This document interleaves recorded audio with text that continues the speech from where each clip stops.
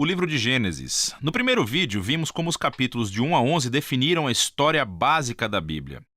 Deus criou todas as coisas e fez os seres humanos à sua imagem para governar o mundo em seu nome. Os seres humanos escolheram o pecado e a rebelião, e o mundo ficou fora de controle num ciclo de violência e morte, levando à rebelião e à dispersão do povo na Babilônia. Então a grande questão é: o que Deus vai fazer para resgatar e redimir seu mundo?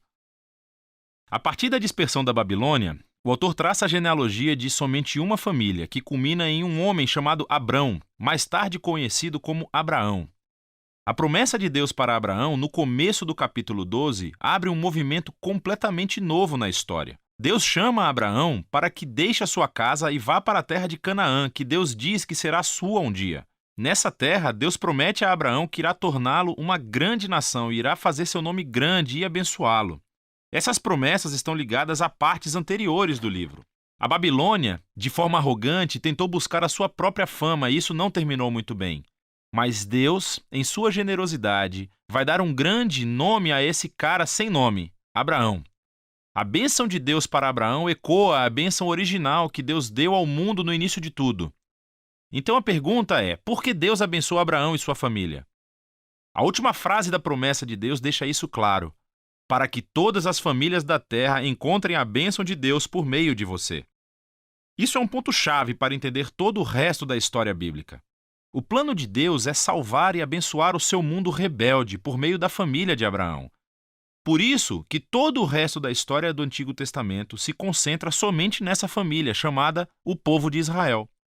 Por isso que Israel mais tarde será chamado o reino dos sacerdotes do Monte Sinai. Deus quer usá-los para mostrar a todas as outras nações como Ele é. No fim, essa é a promessa realçada pelos profetas bíblicos e poetas que aparecem mais tarde, que dizem que o seu cumprimento virá por meio do rei messiânico de Israel, cujo mandato trará justiça e paz a todas as nações. Mas nesse ponto da história, nada disso está claro. Você tem que continuar lendo e ver como a promessa se desenvolve. O resto do livro concentra-se em Abraão e sua família. Primeiro no próprio Abraão, depois no seu filho Isaque, depois no seu filho Jacó e finalmente nos 12 filhos de Jacó. Essas histórias de cada geração são unidas por dois temas principais. Primeiro, cada geração da família de Abraão é marcada pelos mesmos erros. Eles continuam fazendo péssimas decisões que destroem as suas vidas e arriscam a promessa de Deus. Contudo, Deus permanece fiel a eles. Ele continua salvando-os dos seus próprios erros e reafirmando o seu compromisso de abençoá-los e abençoar as nações por meio deles, apesar de suas falhas. As histórias de Abraão. Deus tinha prometido a Abraão uma família enorme. Mas em duas ocasiões diferentes, ele teme por sua vida, porque outros homens se sentem atraídos pela sua esposa.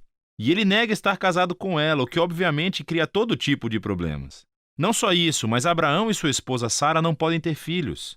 Então Sara planeja para que Abraão tome uma das suas servas, o que também cria todo tipo de problemas. Mas toda vez, Deus livra Abraão. Nos capítulos 15 e 17, Deus chega a formalizar sua promessa para Abraão com um compromisso oficial, chamado de aliança. Essa é uma cena clássica. Deus convida Abraão para olhar o céu estrelado de noite e contar as estrelas. Ele diz que a sua família será numerosa do mesmo jeito. Apesar das probabilidades, sem filhos e sem maneira de ter nenhum filho no momento, Abraão olha para o céu e simplesmente confia na promessa de Deus.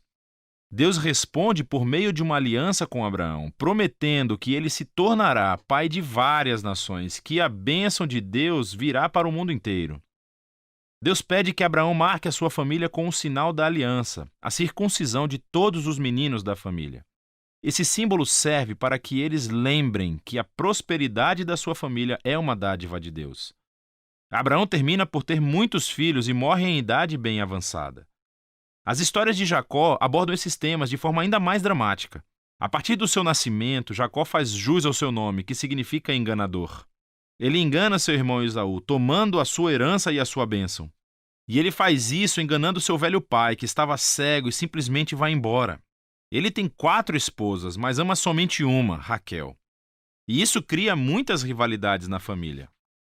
A única coisa que o humilha é ser enganado por seu tio Labão, que toma anos de sua vida. O jogo finalmente virou. Um Jacó humilhado regressa à sua terra natal. Em uma história muito estranha, Jacó acaba lutando com Deus e exige que Deus o abençoe. Algumas coisas nunca mudam, não é? Contudo, Deus honra a sua determinação e passa a bênção de Abraão para Jacó. Deus muda o nome de Jacó para Israel, que significa aquele que luta com Deus. É nessa última parte do livro, da história dos filhos de Jacó, que todos os temas convergem num ponto comum. Jacó ama o seu penúltimo filho, José, mais do que qualquer outro, e lhe dá um casaco especial. Os 10 filhos mais velhos passam a odiar José. Eles sequestram-no e planejam matá-lo. Mas em vez disso, eles decidem simplesmente vendê-lo como escravo para o Egito, onde ele termina na prisão. Isso é que é um fracasso de família. Mas Deus está com José. Ele planeja a liberdade de José da prisão e o faraó termina por colocar José na posição de vice-comandante de todo o Egito. José salva a nação do Egito durante um período de fome. Ele acaba salvando os seus irmãos e sua família de morrerem de fome. Mais uma vez podemos ver que a loucura e o pecado da família de Abraão encontram a fidelidade de Deus, que transforma a maldade dos irmãos em uma ocasião para salvar vidas. Isso é exatamente o que José diz perto do final do livro. Ele diz aos seus irmãos: vocês planejaram isso para o mal, mas Deus planejou para o bem, para salvar muitas vidas. Essas palavras são estrategicamente posicionadas no final do livro, porque resumem não apenas a história de José e dos seus irmãos, mas também o livro como um todo. De Gênesis 3 em diante, os humanos continuam agindo de maneira egoísta e fazendo o mal, mas esse Deus não vai abandonar o seu mundo e deixá-lo ser gerido por conta própria. Ele permanece fiel e determinado a abençoar as pessoas, apesar das suas falhas. Você pode ver isso especialmente na forma como aquela promessa misteriosa sobre o descendente da mulher se desenvolve durante o livro. Lembre-se de Gênesis 3. Deus prometeu que esse guerreiro ferido viria e destruiria a serpente e derrotaria o mal na sua fonte. O autor então conecta essa promessa diretamente à linhagem de Abraão. Essa é a parte sobre como Deus trará a sua bênção para as nações. De Abraão, a promessa é ligada a Judá, o quarto filho de Jacó, da seguinte maneira.